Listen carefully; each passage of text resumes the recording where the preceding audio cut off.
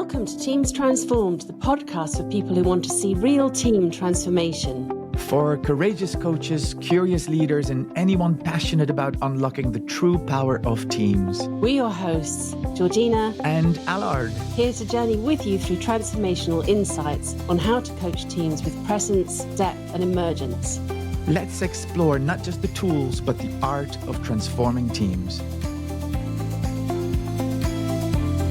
In this episode, we'll take a look at a very simple and elegant model of stages of team development. And no, it's not Tuckman's model. And we'll talk about how those stages of team development can inform our purposeful intervening as team coaches. So stick around. Hey Al, how you doing? Hey, I'm fine. I can't believe this is episode 7 already. I know, it's flying by. And I'm enjoying each episode more and more as we get into it. And I was thinking today what might be useful would be to explore a bit about the stages of team development. Now, it's such an important concept to have in mind as a coach. And I think about it all the time when I'm working with teams. What do you think? Yeah, I love the topic. And so are we going to be talking about Tuckman? Well, Tuckman is incredibly helpful, isn't it? As are, I love anyone who's read my book, Mastering the Art of Team Coaching. You'll have read about Eric Byrne from Transactional Analysis and Group Imago, which is also really helpful. But I think we should talk about stages of team development from a Gestalt lens, and particularly the work of the Gestalt Institute of Cleveland, because it's so practically useful in terms of thinking about how you intervene in how you set up emergent team coaching well and effectively, recognizing the different needs of each group and each team. I love it. So we're not going to be talking about forming, storming, norming, and performing per se, although that's probably still very valid. But we're going to talk about something that's almost, to my mind, is simpler, because I think of it as a beginning, a middle, and an end. And every team starts out at a beginning, where it's formed, where a group of people come together in order to focus on something together, to do something together, and over time, that team or group will go through a process of getting to know each other and arriving sort of at a middle place where there's some significant choice points. And then most teams come to an ending where people leave or a project's done and something's reformed. So it is simple. And we can think about the beginnings and middles and endings for a team coaching program. We can think about it also for a team coaching session or workshop. All of these things have a beginning and middle and end, and therefore the frame is really helpful in all these contexts. Let's begin with the beginning. Yeah, the beginning. And of course, you can't call the beginning, right? If you're an institute of Gestalt Institute of Cleveland. And so a fancier name for it is orientation and inclusion. So the beginning is all about orientation and inclusion. And maybe the easiest way to bring this to life in the mind of people who are listening to this is to invite everyone to, think back to the last time you joined a new group or a new team, or maybe you joined a new learning cohort somewhere. Yes. And, yeah.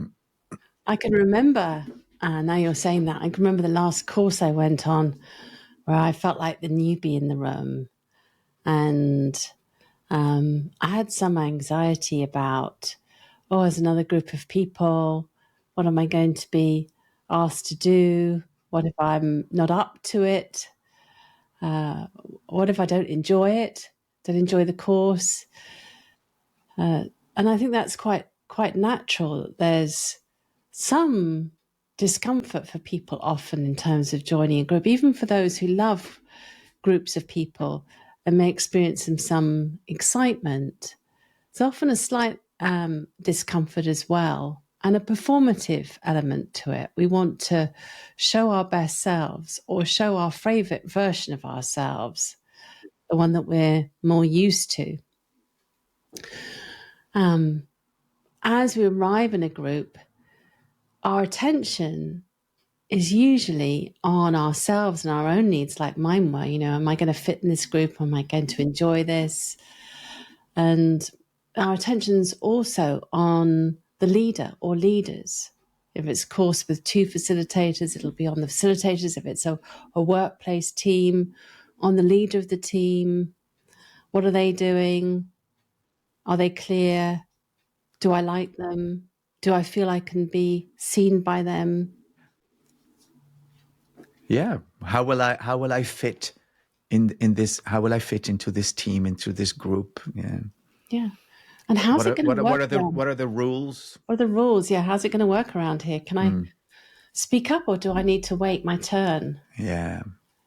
Can I say what I really think? I'm sure that must sound familiar to people listening to this. We've all been through that and maybe still go through it again and again. It's all very normal stuff. So what does this mean for the team coach who's coaching a team through that first stage, so to speak, of its development? Yes, great question. At that early stage, one of the things I think about is myself showing up in mode 1 that we've talked about before, facilitator mode. I'm an anchor, and my role is to bring clarity and safety. People arrive looking to me, if I'm a course leader or a team leader, to give them clarity about what are we going to be doing here? What are we going to be focusing on? How's it going to work? And how can you engage? I'm also really conscious of getting everyone's voice in the room, not as a technique through, an icebreaker. That might be how we go about it.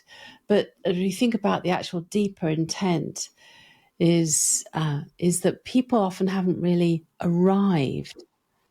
We're not fully here until our voices are heard and we've made contact with each other. So it comes back to that idea of contact, being present and being in contact with each other. Yeah. Yeah, contact and clarity. And that there's that word structure again, right? Providing enough structure for people to feel safe enough to start to engage. Yeah, so my interventions as a coach are likely to be perhaps something to the whole group, introducing myself, but then soon I'll be focusing on individual level interactions to get everyone's voice in the room as quickly as possible. And to get start to get a feel for what's this group, what's this team like. Yeah. Yeah, and I think it's a fairly easy stage to recognize, as a team coach. There's always data in the field that will tell you whether you're at the beginning, the middle of an end, or an end, so to speak. But in this initial part of a team's development, I think what you're likely to see is a lot of politeness, social politeness, polite interactions, and a bit of. And again, but the word has negative connotations. But if we look beyond those, then we could call it posturing. There's a bit of social posturing going on. Yeah. I've done this, and this is who I am, and the way we set ourselves up. Yes. A bit of that LinkedIn kind of feel of things. Or the easy level of conversation. We're not going in deep or wanting to reveal much of ourselves. So us Brits like to avoid that by talking about the weather. Or about the transport, the trains and the roads and this sort of thing. And that's normal. It eases us into contact with each other. And we've spoken about check-ins before, right? That's where check-ins can do so much. Real proper check-ins where you slowly invite people to reveal a little bit more about themselves. And I'm always a big fan of going first, if that's necessary, but going for and kind of role modeling the level of revelation that Wonderful. we're aiming for. And then all it takes is one person to lift the veil a little bit Yeah, further, and then and somehow that gives permission to everybody else in the team or in the group to do the same thing, doesn't it? it does. Yes. A dear friend of the team coaching studio, Peter Bluckert, who himself is a brilliant gestaltist. Hello, Pete. Hello, Peter. Hi, Pete. Peter has this metaphor he uses of a swimming pool. He says, imagine the swimming pool has 4 depths. Perhaps in the initial check-in, you may just choose to share something. Let's say depth 1 is the shallow end of the pool, and 4 is the deep end. You may want to share something at a level 1 or 2. But as we progress, we're inviting the team to go deeper, to open up more of themselves, maybe have a level 2 or 3 share about something. But the situation will guide us. In a team that's very formal, guarded, where there's strong beliefs around not being vulnerable, not being weak, not being revealing anything about myself as a human, it may take some time. Now, we don't want to prize people's protection away from them too quickly. Otherwise, all we'll encounter is resistance and people going into survival mode. So this may be 10 minutes, half an hour. It could be a number of sessions that we're still in the beginning phase. But then it'll shift, and the group will tell us when it shifts. So this is the interesting thing about this model, is it doesn't shift by our design of going, okay, session 1 is beginnings, and then we move into the middles. It's, when we're working in an emergent way, we're looking for the system to reveal itself to us. So what we might notice is one team member, perhaps, speaks out something that you could say is different, something they don't like. I'm getting bored. It might come at me as the coach. Can we move on? I don't know where this is going. Or to another team member, I see it differently. I don't agree. Why did you say that? They'll take a risk to break that almost hypnotic spell of what actually feels like harmony, but it's a kind of social politeness more there's a limitation to that harmony in a way. Yeah, so I think that's why they call this middle part differentiation, right? You start to see differentiation. Yes, and we need differentiation. It's a really crucial step.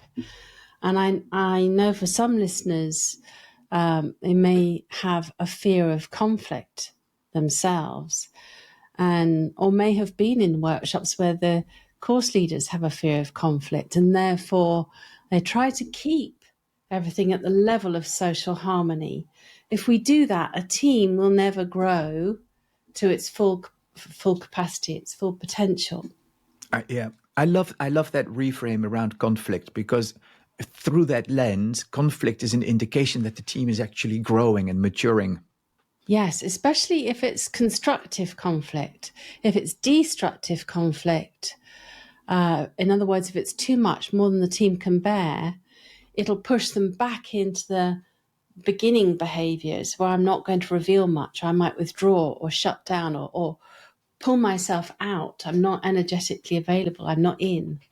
In contact sense, we're not on with each other. So it's a sensitive time where, as coaches, we really want to support differentiation. We want to support conflict, as in Edwin Nevis used to describe conflict. He was a gestaltist, I should say that, as different competing figures. And neither right nor wrong, but we have different needs or different ideas here. And sometimes I'm trying to impose my need or idea over yours to give mine more significance. They're competing with each other. So we want to encourage that differentiation, give it some support. And that's back to use of self that we spoke about in the previous episode, right? Yeah. It's noticing the different figures that arise, and maybe I like the word fattening some of those figures, And so you could see interventions. You might hear or you might see us intervene in ways that really help give a little bit more voice to a dissenting kind of opinion. Trying to get a sense of, who else is on board with this, with the dissenting opinion. Yes. So we might say, let's say the team member's called John. We might say, John, what you said there sounded really significant. And say to the team, how did that land for you? Or who sees it differently? And then let's say Sarah says, I don't see it that way at all. I don't agree. Then there's a fantastic opportunity to say, okay, John, Sarah, have an exchange and talk about this. Let's explore it, the different lenses available here in front of the group with us as witnesses. And then the team starting to really learn that it's okay to differ. Yeah. And I can understand that to some people that might sound almost counterintuitive, because after all, we want the team to come together as one, right?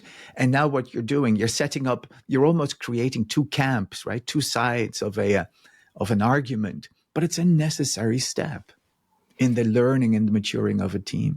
Yeah.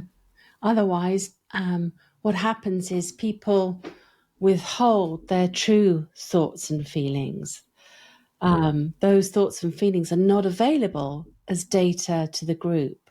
We all know this. Have you ever run a workshop or a team coaching or run a course or been in a team meeting where right at the end, 2 minutes before the end, someone says, it would have been much better if, or I don't think we got that right, or I don't think that was very good, when there's no opportunity to change course.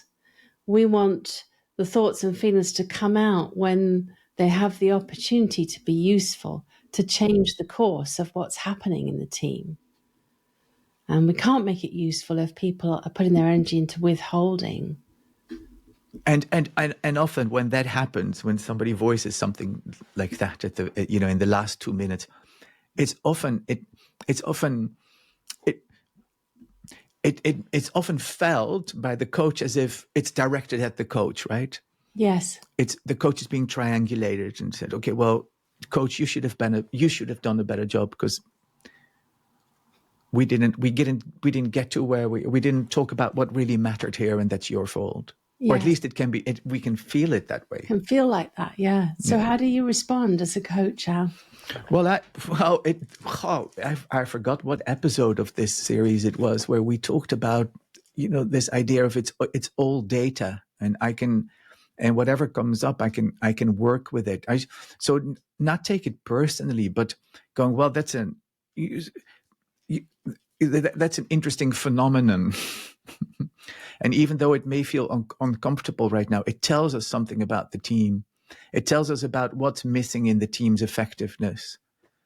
And so I'd make a note of that. I don't think I'd respond to it with only 1 or 2 minutes left, right? Because it would lead to but it's definitely unfinished business. Yes. I guess if we're continuing work with the team, we can bank it, we can welcome it and say, thank you. That's really useful to hear. Let's bring that forward in the next session. Yeah. And now that I think about it, I speak about it in a very cavalier fashion right now. But honestly, I can remember instances in my life where things like that happened, and I took it very seriously. And it felt to me at a personal level, it felt as a threat. And it would really throw me off. And I think this is where, supervision can be so important for not just coaches, but team coaches in particular. All kinds of, you can be triggered in so many different ways. Yeah, we bring ourselves to every situation. We don't leave our triggers and our proclivities behind when we're in a room with a team. It's a great point. And anyone who's worked with teams over a matter of time will be triggered at some point, and often repeatedly in one session. Yeah, it's great to bring that in. So the middle stage, differentiation. And our role as coaches is to support and surface that so that people team members get used to making more of what's been invisible, making more of that visible so that it can be used, so it can change the course, so that the team can learn rather than being stuck in unhelpful norms. It's incredible, how many executive teams I've worked with where team members, when they're together, when they're working in exco meetings, are withholding really crucial data. And when you think about the cost of the collective team members around the room for the hours of their time, how often they meet and how significant their work is for stakeholders and for the organisation, it's just not possible. It's not possible for a team to be effective with team members withholding what they're really thinking and feeling. So this is important and really valuable work, transformational work in a team coaching sense in the middles. And then the third stage is what's called cohesion, or endings about cohesion. When we say endings, it sounds like it's closing a door forever, but it might be an ending of a cycle of experience, an ending of a session, a workshop, a phase of work. And in a group dynamic sense, in a team coaching sense, what we want to think about here is the integration of all that's been learned into a new identity, a new set of possibilities for the team. And this is important work because, as you said in an earlier episode, so many teams are stuck in task and action and often don't take the time to integrate learning. But if we don't integrate the learning, then the next time the team's together, they go back to the starting point in terms of stages of development. They're not including that learning in their way of being. Yeah, and so even though this is called cohesion, it doesn't mean that everybody thinks, it's not groupthink, right? It's not everybody says and thinks exactly the same way. There's definitely space for I, and there's just as much space for we. And so it's not that same cohesion that you could find at the beginning of a team's development, which has to do more with groupthink, I guess, and a false sense of polite harmony. Well, I could build on that and say, at the beginning, the I is very large because it's about me and how I'm feeling and my security, my identity, any anxieties I have about social pressure and being in groups. So the I is large and sometimes sensitized or sensitive. In the cohesion stage, the I is more there in service of the we. So it's not suppressed, it's not conflated. I'm lost. I'm not surrendering what I think and feel all the time and not bringing that forward just to preserve harmony. But it's in service of us and what we're trying to achieve together. So a different use of I. Yeah. It's a use of I that indicates taking responsibility. Yeah, and the idea that no single individual is accountable for the success or for the failure of the team. At this stage, you'd start often to work on distributing leadership. In the beginning, when working with a leader-led team, it's really important to preserve their role. It's a very important role in getting a team started. But as we move towards the cohesion stage, oftentimes what I find I'm working on with teams is around more of the team members being involved in leading the team, acts of leadership throughout team meetings. Yeah. I think it's also a place in the team's development where there's real clarity around norms, where a real awareness around the norms and how those norms come to be and how they're negotiated and how they are maintained and perpetuated. And when I use the word norms, I'm thinking about patterns, patterns in the team's dynamics. that may not have been written down on a piece of paper, but that have emerged and that have been identified through the whole process of team coaching. And some of those patterns may have been very useful for the team, and hence we become aware of them and we maintain them. And other patterns may be abandoned along the way because they all they do is get in the way. So by the cohesion stage, really good, healthy norms have been consciously developed that supports the team in being the best version of themselves. And they're also up for review because the team is constantly evolving and growing. And sometimes we don't want to become too static for too long in terms of how we interact, or the team interactions can feel a bit stale. It needs a bit of shaking up. That's why often why teams that have been together for a long time really benefit from some churn, some new membership. So we've talked about beginnings, middles, and endings. And in the Gestalt Institute of Cleveland, thinking about the beginnings as being about orientation and inclusion, the middles being about differentiation and giving support to conflict, to constructive conflict, and the ending stage as being about cohesion and going from the I being in service of self-management and self-survival to the I being in service of the we and the collective good. And it's a powerful idea, I think, but as you said at the start, a very simple idea of how teams mature over time. Yeah, and I think it's so important as a practitioner, as a team coach, to get a real felt sense of what this is like. And so one of the things that I'm very fond of is that on our team coaching diploma programs, we divide the cohort in small teams of about 4 or 5 people, and over the course of the learning journey, that small team decides on a project that they have to carry out together, something related to team coaching. And what that means is that the participants on the course are not just learners; they also go through these 3 stages of team development as a small little team, a real team, because they have a common compelling purpose and there's mutual accountability. They really depend on each other, and they have to find the time to meet. It's not always easy.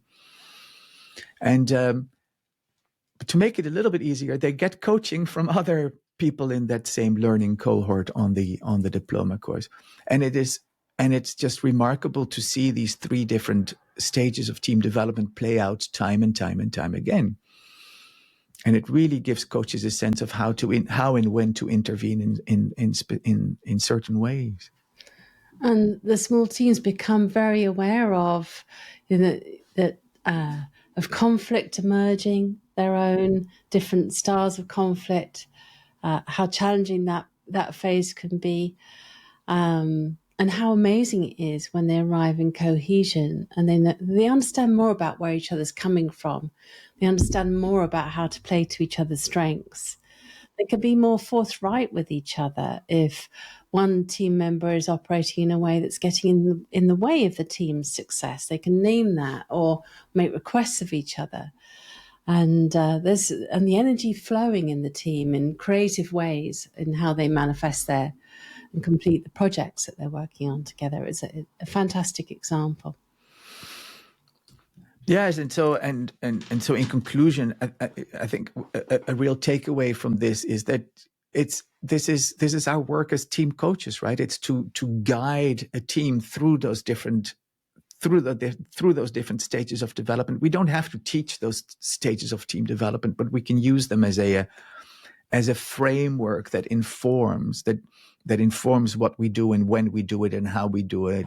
And it helps us make sense of where we're at and where we've been and where we're going, and it helps us and the team understand where we might get stuck if we're not careful. Yeah, absolutely. So I've really enjoyed talking about stages of team development today. Thanks, Al. Thank you. And as a going away, I think that if you're listening to this, and maybe you already are. But if you aren't yet thinking about where you are at in the team that you're working with, or in the team that you're coaching. Hopefully this will give you a bit of a framework to understand the team's dynamics and what may be needed. So we could leave the listener with a question. Think about a team that you're working with or a team that you're a member of. What stage of development are you at as a team? And what might support you in shifting to the next stage from beginning to middle to ending in cohesion? Yeah. Let us know. See you soon.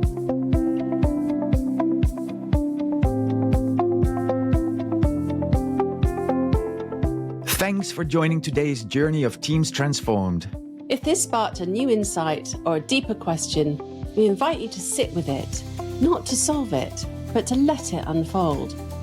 For resources, community, and reflection prompts, visit teamcoachingstudio.com. Until the next time, stay present, stay curious, and keep leaning into the art of emergence.